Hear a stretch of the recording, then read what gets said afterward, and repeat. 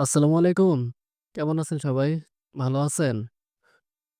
কসোভোতে আপনি যে ধরনের কাজে আসেন না কেন, আমি যতটুকু দেখছি একজন গার্মেন্টস যদি স্কিল ওয়ার্কারও হয় তাহলে হয়তোবা গার্মেন্টসের ভিসা হয়। আর নয়তো বেশিরভাগই কনস্ট্রাকশন। আর আমাদের আরেকটা গ্রুপ দেখছিলাম ওরা ফার্নিচারের কাজে আসছিল। তবে যেকোনো কাজে আসেন আপনার সর্বোচ্চ বেতন হবে ৳৪৫০ থেকে ৳৫০০ এর বেশি হবে না। আপনি হয়তোবা থাকা খাওয়াটা কোম্পানির পাবেন।